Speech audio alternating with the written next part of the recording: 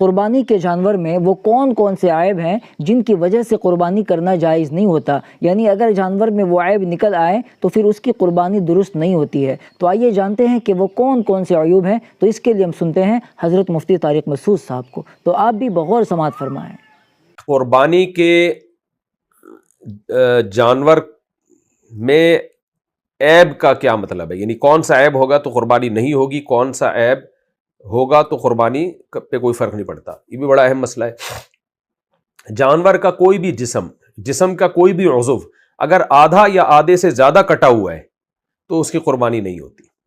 صحیح ہے۔ کان کٹا ہوا ہے آدھا، قربانی نہیں ہوگی۔ دم آدھی یا آدھی سے زیادہ کٹی ہوئی ہے، قربانی نہیں ہوگی۔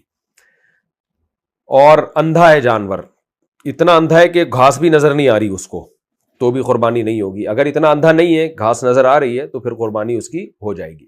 لنگڑا ہے، اتنا لنگڑا ہے کہ چل ہی نہیں سکتا، یعنی قربان گاہ تک بھی نہیں جا سکتا، تو قربانی نہیں ہوگی اس کی۔ لیکن اگر پاؤں میں لنگڑاہٹ ہے لیکن چل سکتا ہے تو قربانی ہو جائے گی۔ جتنا بھی بوڑھا جانور ہو قربانی ہو جاتی ہے۔ ہاں، اتنا بوڑھا ہے کہ بیچارہ چل پھر ہی نہیں سکتا، بس آپ نے تسبیح کے لیے ہی اس کو بٹھا دیا، اللہ اللہ کیا کرو بیٹھ کے، تو قربانی اس کی نہیں ہوگی۔ باقی بوڑھا ہونے سے کوئی فرق نہیں پڑتا۔ گابھن جانور کی بھی قربانی ہو جاتی ہے، گائے جس کے پیٹ میں بچہ ہو، اونٹنی جس کے پیٹ میں بچہ ہو، اس کی بھی قربانی ہو جاتی ہے، اس سے کوئی فرق نہیں پڑتا۔ البتہ بچہ جب نکلے گا تو پھر اختلافی مسئلہ ہے۔ باقی یہ کہ اس کے پیٹ میں اگر بچہ نکل آئے تو پھر کیا کیا جائے گا؟ اس بچے کو بغیر ذبح کیے کھا سکتے ہیں؟ اگر زندہ بچہ، پورا بچہ نکل آئے تو اس میں دو رائے ہیں فقہا کی، اختلافی مسئلہ ہے۔ زکوٰۃ الجنینی زکوٰۃ امہا، اس حدیث کا ایک جو ظاہر کو اگر لیتے ہیں تو اس کا مطلب ہے کہ ماں کو ذبح کر دیا تو بچہ بھی کافی ہے، بچہ بھی ذبح ہی کہلائے گا۔ لیکن احناف کے ہاں اس حدیث کا مطلب یہ ہے کہ جیسے ماں کو ذبح کیا ہے کا زکاتی، یعنی کاف حرف تشبیہ محذوف ہے یہاں پہ، کہ جیسے اماں کا ذبح کرنا ہے ویسے ہی بچے کا بھی ذبح کرنا ہے۔ اب احناف نے کیونکہ قرآن میں مردہ کھانے پر اللہ نے پابندی لگائی ہے، تو احناف نے حدیث کا وہ مطلب بیان کیا جس سے قرآن اور حدیث آپس میں ایک دوسرے سے میچ کر جائیں، اور احتیاط والے بات پر انہیں عمل کیا ہے کہ بچے کو بھی ذبح کرنا ضروری ہے، آپ بچے کو ذبح کیے بغیر نہیں کھا سکتے۔ تو اختلافی مسئلہ ہے کہ اگر آپ نے گابن گائے، گابن اونٹنی ذبح کی یا گابن بکری ذبح کی، اس کے پیٹ سے بچہ نکل آیا زندہ، تو آپ اسے ذبح کیے بغیر کھا سکتے ہیں یا نہیں کھا سکتے؟ تو ہمارے نزدیک ذبح کیے بغیر آپ اس کو نہیں کھا سکتے۔ ہاں، ذبح کر لیا تو کھا سکتے ہیں آپ اس کو۔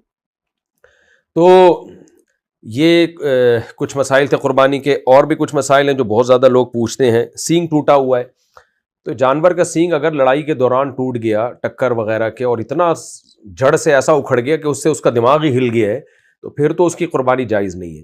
نارملی جو سینگ کی گھسائی کی جاتی ہے یہ بڑا تکلیف دہ عمل ہے، نہیں کرنا چاہیے ایسے، لیکن بہرحال اس سے چونکہ جانور کے دماغ کو کوئی نقصان نہیں ہوتا، تو بغیر سینگ والا جانور بھی آپ بلا کراہت ذبح کر سکتے ہیں، اس میں کوئی گناہ نہیں ہے، چاہے وہ اس کا سینگ شروع سے ہی کاٹ کے ختم کر دیا گیا ہو یا بعد میں کاٹا گیا ہو، اس سے کوئی فرق نہیں پڑتا۔ اچھا، اس میں بھینس کی قربانی شرعاً جائز ہے یا نہیں ہے؟ ہمارے ہاں بچپن سے تو اس میں ہمارے اہل حدیث حضرات بھی یہی کہتے تھے، جو ہم سنتے تھے ان سے، کہ بھینس کی قربانی جائز ہے۔ ہم ان سے کہتے تھے بھئی اس پہ کوئی حدیث، تو وہ کہتے تھے کوئی حدیث تو نہیں ہے، لیکن اجماعی مسئلہ ہے۔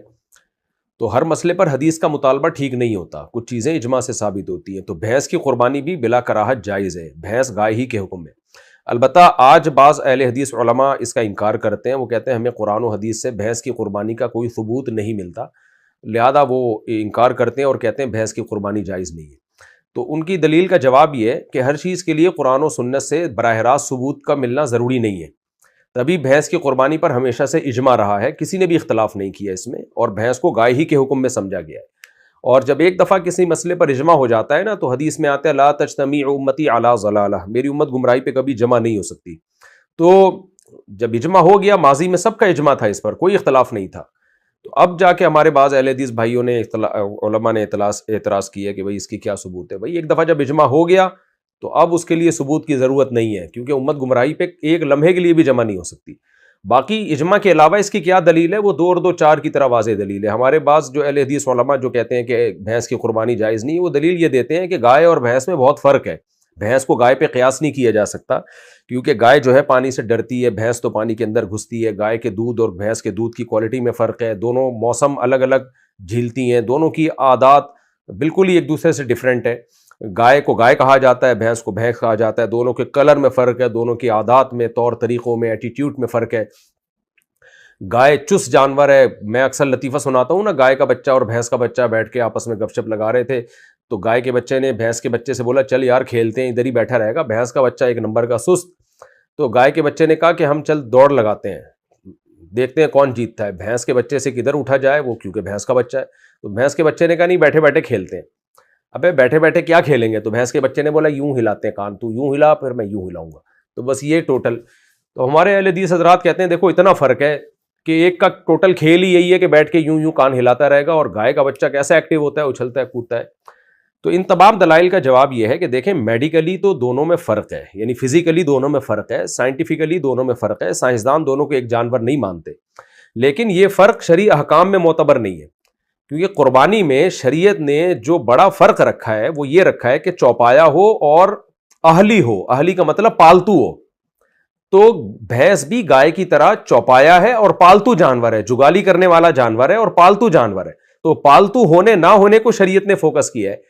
یہی وجہ ہے کہ گائے اگر وحشی ہو، جنگلی گائے ہو، اس کی قربانی جائز نہیں ہے، حالانکہ وہ گائے ہے لیکن چونکہ جنگلی ہے، نیل گائے جسے ہم کہتے ہیں، تو جنگلی ہونا اور وحشی ہونا ایک بنیادی فرق ہے۔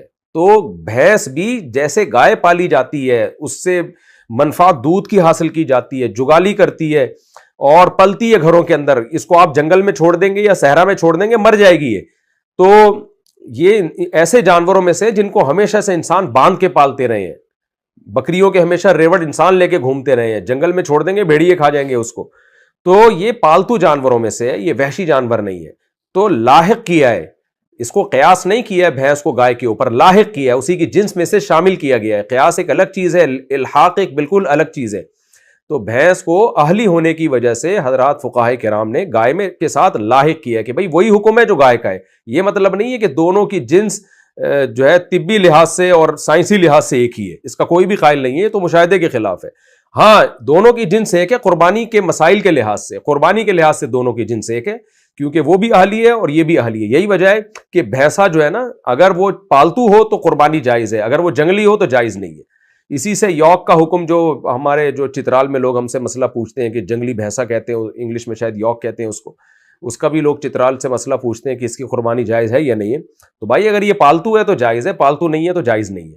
تو پالتو ہونے کو، چوپائے میں پالتو ہونے کو شریعت نے فوکس کیا۔ پالتو کا مطلب یہ نہیں کہ بلی بھی پالتو ہے تو آپ اسی کو کاٹ دیں، پالتو میں چوپائے جو پالتو ہے، انعام، وہ انعام جو پالتو ہوتے ہیں، گھریلو ہوتے ہیں، تو اس میں گائے سے جو مفاد ہیں وہی بھینس سے بھی وہی ہیں، بالکل ایز اٹ از وہی اس سے فائدے ہمیں ہوتے ہیں جو گائے سے ہوتے ہیں، اور یہ بھی پالتو ہے وہ بھی پالتو ہے۔ تو اس لیے ہمارے نزدیک بھینس کی قربانی بھی بلا کراہت جائز ہے، کوئی حرج نہیں ہے اس میں۔ اور اچھا یہ مسئلہ اختلافی اب بن گیا ہے، تو اس میں کسی پر طنز کرنا جائز نہیں ہے، لوگ میرے کلپ چلا چلا کے پھر طنز کر رہے ہوتے ہیں، تو اس لیے ہم تو وہ جو ایک دلیل کے لحاظ سے مضبوط بات تھی وہ میں نے آپ کے سامنے رکھ دی ہے کہ کوئی حرج نہیں ہے، بھینس کی قربانی ہو، بھینسے کی قربانی ہو، گائے کی قربانی ہو، تو سب جائز ہے۔ جی ناظرین محترم، تو سنا آپ نے کس جانور کی قربانی کرنا جائز ہے اور کس کی نہیں ہے۔ امید کرتا ہوں کہ آپ کو یہ مسئلہ خوب اچھی طرح سے سمجھ میں آ گیا ہوگا۔ اللہ تعالیٰ ہم سب کو عمل کی توفیق عطا فرمائے۔